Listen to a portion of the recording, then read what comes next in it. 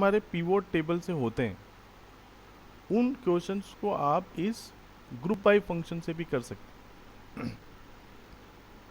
कैसे? जैसे एक क्वेश्चन ये था, अभी उसको भी मैं बताऊंगा। एक क्वेश्चन ये था, a data frame T D store data about tourist to a visiting place. एक डेटा फ्रेम दिया हुआ है, ईयर मंथ टूरिस्ट। अब देखिए, compute total tourist per year, हर एक ईयर में कितने टोटल टूरिस्ट हैं। तो हमने क्या किया था, इसको पिवोट टेबल से किया था। T D dot pivot table. Pivot table में क्या करते हैं, इंडेक्स इक्वल्स टू वो कॉलम देते हैं जिसके हिसाब से आपको ग्रुपिंग करनी। क्या चाहिए, पर ईयर वाइज चाहिए, तो index equals two year. Values में हम वो कॉलम देते हैं जिसका रिजल्ट जो मुझे चाहिए। क्या चाहिए, total tourist, values equals to tourist, और agg func equals to sum, क्योंकि टोटल टूरिस्ट चाहिए। इस तरीके से compute average tourist per month. So T D dot pivot table, index equals to month, values equals to tourist, agg func equals to mean.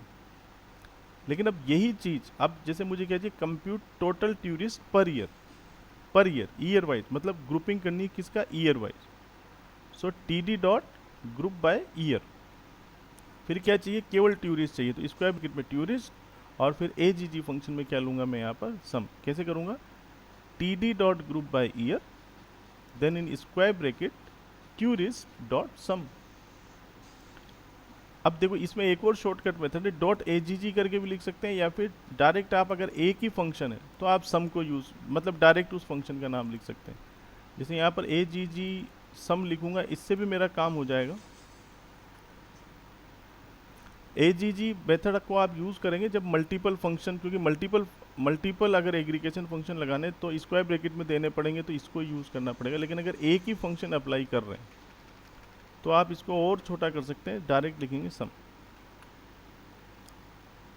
इससे भी काम हो जाएगा हमारा।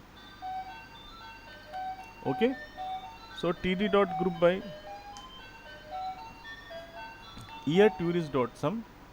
इसी तरीके से इसमें मंथ वाइज मुझे करना था, T D dot group by month, month पर मंथ वाइज चाहिए, और टूरिस्ट के लिए चाहिए खाली, और क्या है, मीन, जो कि एवरेज निकालना। सो लाइक दिस, जो पीवोट टेबल से जो किया था वो आप ग्रुप बाई से भी कर सकते हैं, और group by is slight easier than this pivot table.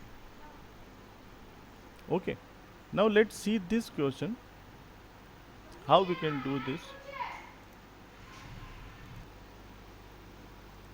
Okay, so let's see this question. ये जो EMP टेबल दी हुई है, इसमें ये क्वेश्चन थे, display the department wise total salary, display the department wise total salary. तो डिपार्टमेंट वाइज चाहिए थी, तो पीवोट टेबल में क्या किया था, तो एक तरीके से पीवोट टेबल भी बता रहा हूँ ताकि वो भी आपका रिवीजन हो जाए। So D F dot pivot table, index equals, index में वो कॉलम रखते हैं जिसके हिसाब से मुझे चाहिए, और जो चाहिए वो वैल्यूज़ में हम रखते हैं। So index equals to department, values equals to salary, और कुछ नहीं लिखा तो बाय डिफ़ॉल्ट ये मीन अप्लाई करता था। अब मैं आपको ये बताना चाहता हूँ कि इसी क्वेश्चन को आप ग्रुप बाय से कैसे करेंगे। So name of the data frame is D F E dot group bye, display the department wise total salary, department wise. तो ग्रुपिंग किसके हिसाब से करनी है, डिपार्टमेंट के हिसाब से करनी है, डिपार्टमेंट। ओके, देन क्या चाहिए, डिपार्टमेंट वाइज टोटल सैलरी चाहिए, तो क्या चाहिए मुझे, सैलरी कॉलम चाहिए, स्क्वायर ब्रैकेट में लिखूंगा सैलरी। ओके, देन मुझे क्या चाहिए, टोटल चाहिए, तो सिंपल क्या लिखूंगा, sum. D F E dot group by department, then salary dot sum, display the, अब ये आंसर हो गया मेरा बी का, ठीक है। C, display the department wise average salary, तो वही डिपार्टमेंट वाइज चाहिए, लेकिन अब क्या चाहिए, एवरेज सैलरी चाहिए, तो पूरा वही होगा, डिपार्टमेंट वाइज मुझे करना था, लेकिन अब एवरेज सैलरी चाहिए, तो मैं क्या लिखूंगा यहाँ पर, mean. Display the department wise total and average salary, तो अब देखो यहाँ पर दो फंक्शन चाहिए, डी में क्या हो रहा है, डिपार्टमेंट वाइज चाहिए तो ग्रुप बाय डिपार्टमेंट, सैलरी चाहिए लेकिन 2 चाहिए, मतलब मीन नहीं चाहिए, अब 2 चाहिए। 2 चाहिए तो अब मैं यहाँ पर ऐसे डायरेक्ट नहीं कर सकता, यहाँ पर क्या करना पड़ेगा, डॉट AGG और फिर स्क्वायर ब्रैकेट में मुझे लिखना पड़ेगा क्या क्या चाहिए, सम चाहिए और मुझे मीन चाहिए। So like this I have to do. Display the department wise maximum and minimum salary. How I can do this?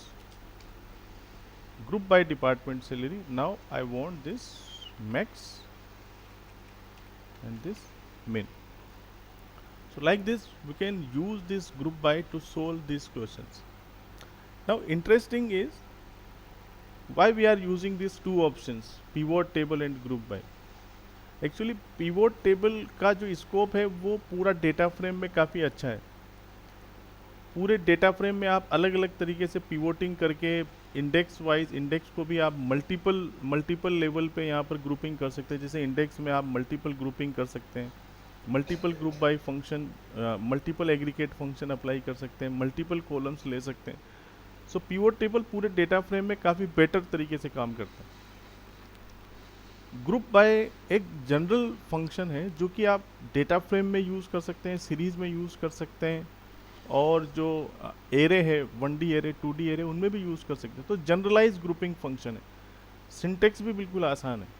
तो जब भी आपको इस तरीके से ईच वाइज या डिपार्टमेंट वाइज ईच वाइज करना है, then we can use this group by function very easily. और सिलेबस में